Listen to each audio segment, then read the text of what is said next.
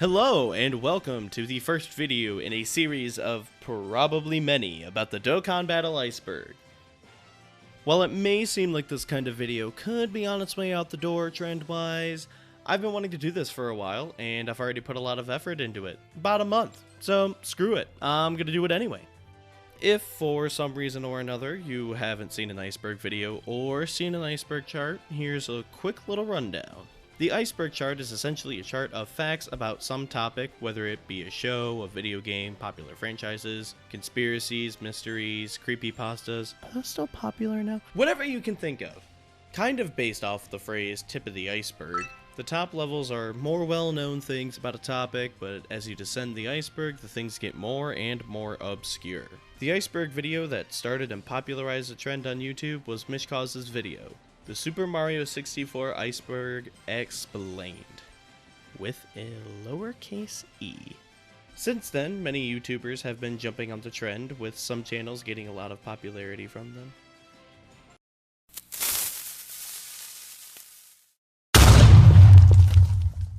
So now that we got that out of the way, like every other person on this platform that's done one of these videos, what exactly are we going over here?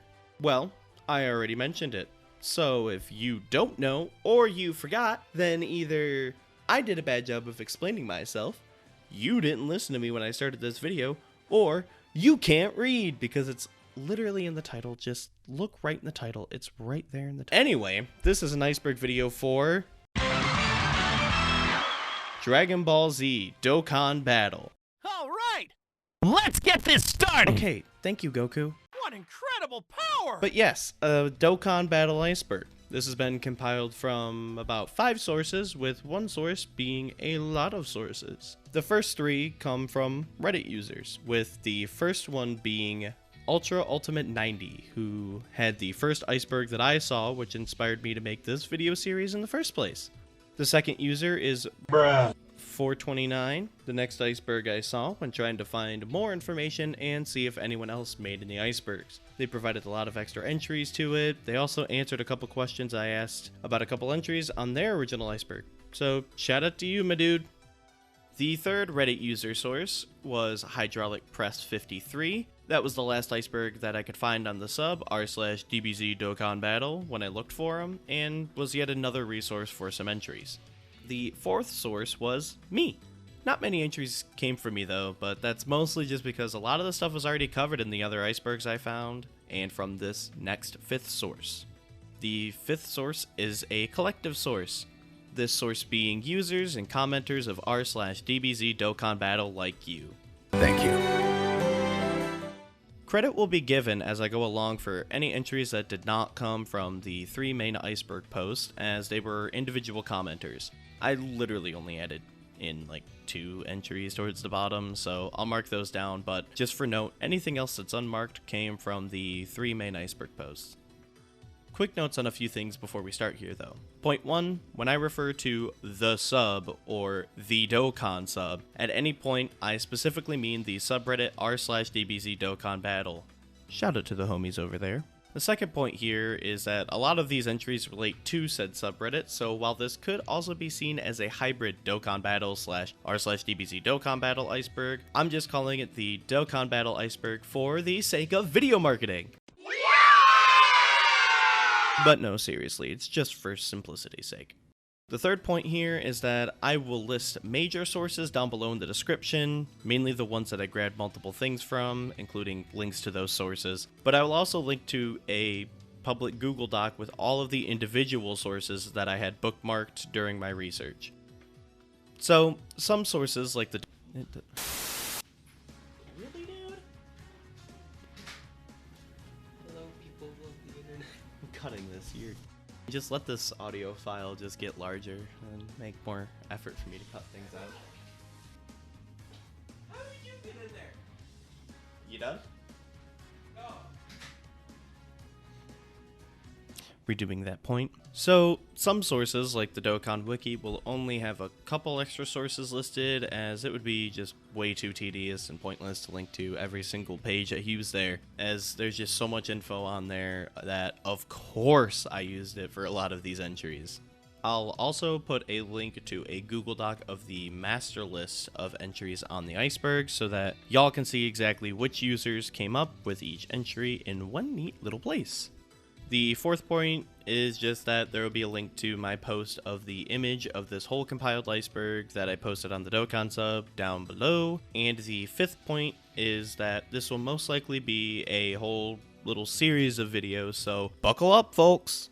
And don't forget to hit that subscribe button and the notification bell so you don't miss out on any of these videos that are coming up. I'm just kidding.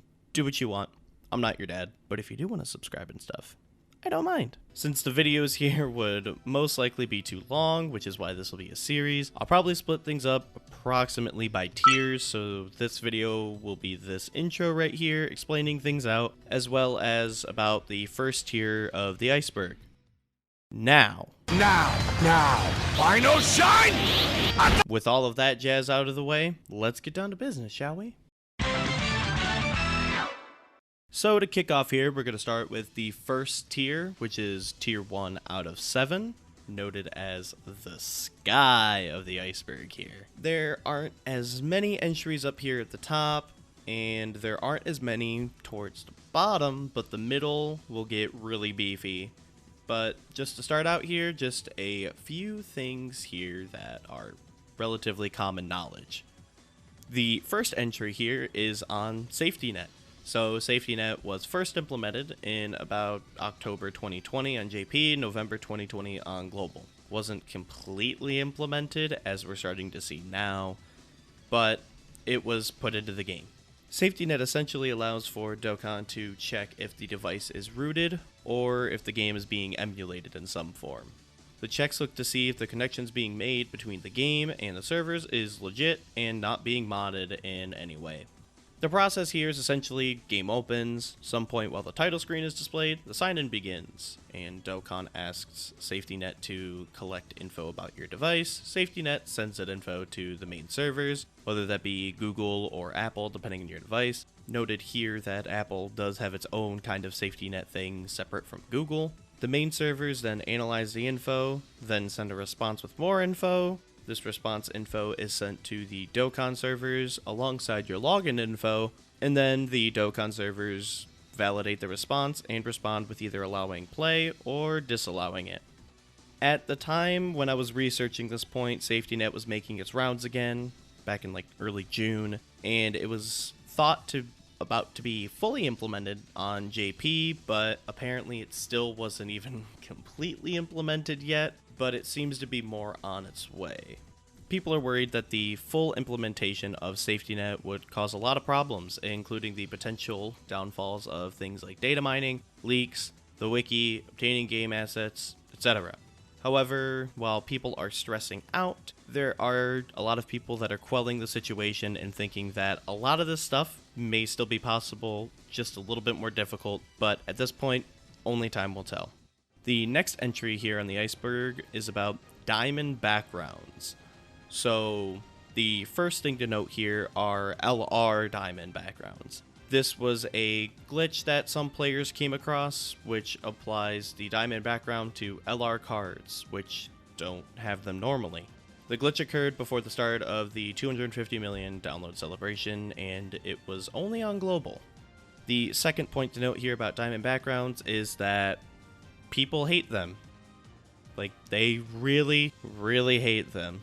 The diamond background tends to cover up background art for a lot of cards. Sometimes the background is actually full of detail, like landscapes or other character silhouettes or poses, and they just get covered up. They're also just generally seen as ruining any card art and as generally ugly, which I agree with fully. The third entry here on the iceberg is to be released.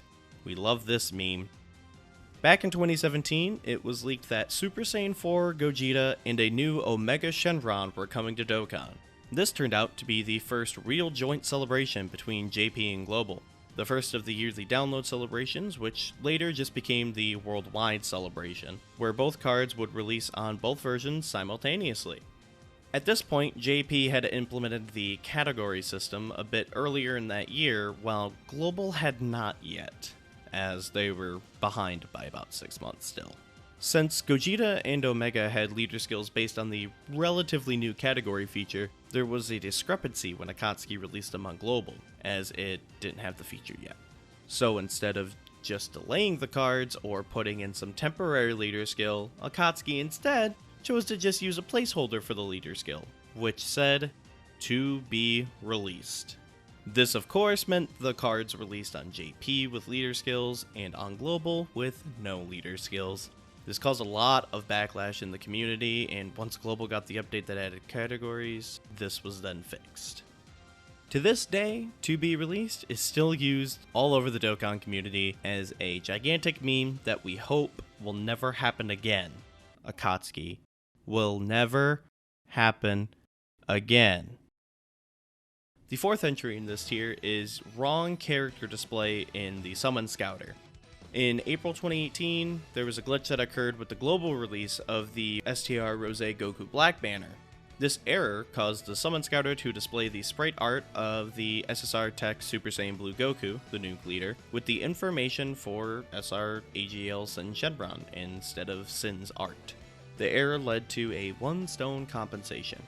As for other banners that have similar issues to this, in 2016, Full Power Frieza's banner showed the Dokkan Awaken arts of AGL Super Saiyan 3 Goku and Physical Kid Buu.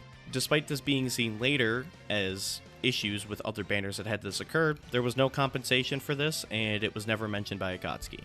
In 2017, on JP specifically, that same STR Rose Goku Black banner actually showed the Dokkan Awakened art of Tech Super Saiyan 3 Broly. This being seen as an issue of what could be seen as false advertising. Akatsuki jumped in on this one and fixed it relatively quickly, and as a result, for compensation, players got full refunds for any summons they did up to the point where Akatsuki acknowledged the issue, along with an extra 5 stones for all players.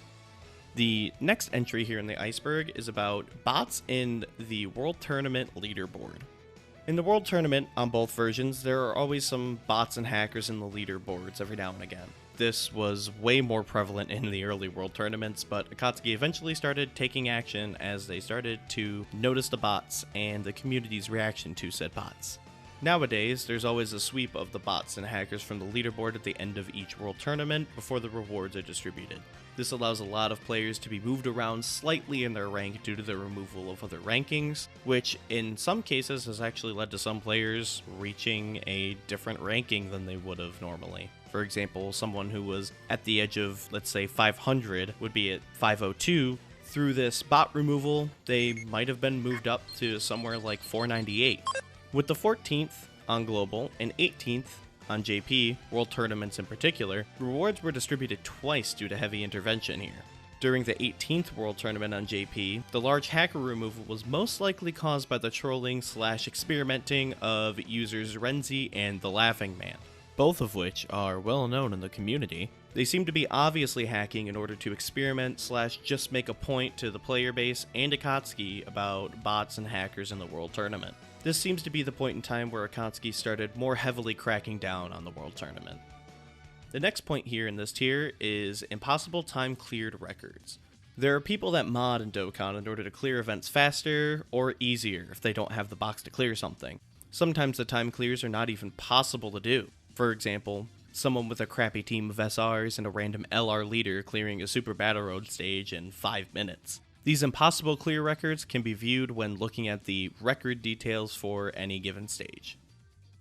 The next entry here in the iceberg is rigged rates. People have almost always thought that the rates for Dokkan were rigged, usually assuming that really hyped units have adjusted rates, or assuming that Dokkan YouTubers all have better rates to promote more spending from their viewers. But there have been times in the past where things have been actually a little fishy, notably the first anniversary banners on Global and the physical Kefla banner on JP, both of which are mentioned later on in the iceberg. Nowadays, it really does just come down to RNG, and it really seems like Akatsuki has done their best to clear any kind of rumors or anything of rigged rates, aside from the times where it actually happened. Good job, guys. This next entry is 1 stone compensation. While mostly a meme, it refers to Akatsuki giving garbage compensation for bugs or game issues. Sometimes the compensation does not match the issue at all. For example, the recent compensation for the March 2021 item use bug on Global. Thanks, Akatsuki. This next entry on the iceberg is about a popular Dokkan YouTuber, Sora, and his 2020 tier list. 5-9 Gaming, a popular group of YouTubers consisting of a good few popular Dokkan YouTubers, released a tier list video back earlier this year of 2021 in January, ranking the best Dokkan Festival exclusive units of 2020. This ranking was a top 10 list, and the specific YouTubers ranking were Nolar, Gale Riot, and Sora. Sora's personal rankings in particular caused some ridicule. This is for reasons like Tech Ultimate Gohan being at number 10 on his list, and STR Super Saiyan Blue Kaioken Goku at number 3, among others. Another popular Dokkan YouTuber, also part of 5-9 Gaming, Truth, reacted and picked on Sora for his list, along with others in the community. The next entry in this tier is LR Super Saiyan 2 Gohan, quote-unquote, walking. In LR Super Saiyan 2 Gohan's 18-key super attack animation was dreadful, mostly for the walk animation. It was just the card art bobbing up and down, not Akatsuki's best work, even back then. The animation was relentlessly mocked since its release, and it was actually fixed, as part of the 300 million download celebration in 2019.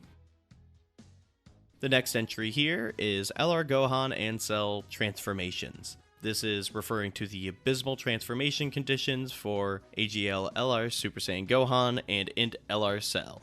Gohan's active skill conditions are hot garbage. Cell's transformation isn't as bad, but can still be pretty rough to attain. The transformation conditions specifically for both of them are, starting with Gohan, Awakens. Can be activated when HP is 58% or less with Android 16 on the team, or when HP is 58% or less with an existing Androids category ally or enemy, starting from the 5th turn from the start of battle. And Cell's condition being Evolve when HP is 30% or less. As you can see, I was correct earlier when I said that they are hot garbage, but you most likely already knew that. The next entry here in this tier is 7 Stones top grossing. For top grossing on Global, Akatsuki tends to give out 7 stones per country that reaches number 1 in both stores, App Store and Google Play, and there's been a lot of debate over the issue. Some people think it's too little, others think it's a fine system, and it's often compared to how JP tends to get a flat 30 stones for their top grossing. In the end though, it was found that, for 2020 at least, Global receives slightly more stones through top grossing than JP does. This may be attributed to the fact that Dokkan can hit number 1 in either store much more easily on Global due to the nature of the markets and having more country possibilities, while JP has just the Japanese market, which can get quite competitive. The next entry here is Chain Battle Sucks. This is just a statement of fact. It refers to the stance that the community at large seems to have taken in that Chain Battle sucks. The game mode's only real benefit is in its rewards with orbs, stickers, and treasures to pull skill orbs, but the mode itself is not seen as fun by a decent amount of the player base. Chain Battle is generally looked down upon due to its seeming randomness as far as what a player can achieve in terms of score. Combine that seemingly unfavorable randomness along with small niche categories being chosen as the boosted categories, and you have yourself a recipe for quite a crappy experience indeed. The next entry here is APT calculations. This refers to users on the subreddit that do damage calculations for units in the game. The most common calculations are in the name of this entry, APT calculations, where APT refers to attack per turn, and is used by many as a measurement of how good a unit is. While the calculations are definitely factual, the idea of using them as a main, and sometimes the only, measurement of how good a unit is quite subjective. The next entry here is Dokkan Tubers, which is just some shorthand referring to YouTubers who play Dokkan Battle. There are multiple Dokkan Battle YouTubers on the site. Some of the earlier popular channels included Living Ichigo, Rhymestyle, Nanogenics, D-Free, etc. And the later popular channels, which are currently very popular among the community, including The Truth DT, Goresh, the 5-9 Gaming Crew, Dokkan Assets, DBZ World, also known as Dokkan World, and Dokkan Memes. Earlier channels are still around, like Rhymestyle, Nano, and D-Free, with most of them moving on to other content, like Rhyme and D-Free moving on to different kinds of Dragon Ball games, and Nano still hopping back into Dokkan relatively often. The final entry for this tier is JP exclusive Things. As can be expected, with the differences between both the versions, there are some things that are exclusive to one version versus another. But it does seem like JP has a few more exclusive things than Global does. For example, some cards were only ever released on JP. Now, this isn't including cards that are on both versions but have differences between the cards. Some of these cards include Tiencha, Physical Yardrat Goku, STRSR Oob, STRSR GT Goku, STRSR Goku from Resurrection F, the Dokkan Awakening of Tech Arale, and SR/STR Super Saiyan Blue Goku, among some others. There are also some features and parts of the game that are exclusive to JP, such as the Card Encyclopedia, which shows you a collection of cards that you've acquired in the game out of the total of cards in the game, and Baba Shop tickets during some big celebrations. These tickets that I'm referring to specifically are the ones that are essentially raffles for real-life prizes, such as figures, shirts, etc. And with that final entry, the first part of the Dokkan Battle Iceberg is complete.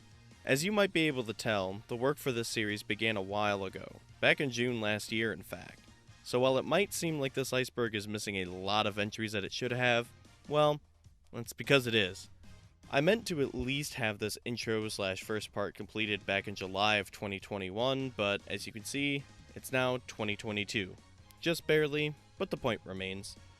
Some life stuff got in the way and this project had to be put on hold. However, that matter has been cleared up and I should now have a lot more time available to work on this series. Since there has been a decent amount of topics that have come up since this iceberg was originally compiled, and I'm sure that there will be more before the series reaches the end, I may do another video or two covering those topics. Since Dokkan seems to be doing pretty well, I might even make it a half-yearly/yearly recap of sorts. But anyway, I really appreciate everyone who has seen this video or will see this video in the future. This whole project is for my own enjoyment really, and hopefully for others as well. I've put so much work into just this first video, let alone all the prep work, research, and work I still have left ahead of me. And I'd be extremely thrilled if even just one person watches any of these and gets even some enjoyment out of it. That would already mean so much. However, even more appreciation goes out to anyone who may drop a like and or subscribe. Both are 100% unnecessary, which just makes me even more grateful for all of it. I'm feeling good about starting 2022 off with this video and the start of the series. It feels like a nice fresh start to the channel again. Hopefully the last time I have to start this. And I'm very excited to continue this project as there's still a lot left to cover. It may be bittersweet when we get there, but I'll see this through to the end, and I'm sure we'll all have fun along the way. The goal is to have the next part done in the coming weeks, but if it's not out by then it'll at least be out by early-ish February. I'm very much looking forward to it, and I hope you all are too. Again, thank you all so much for watching this, and I'll hopefully see you in part 2 of the Dokkan Battle Iceberg. Catch y'all next time.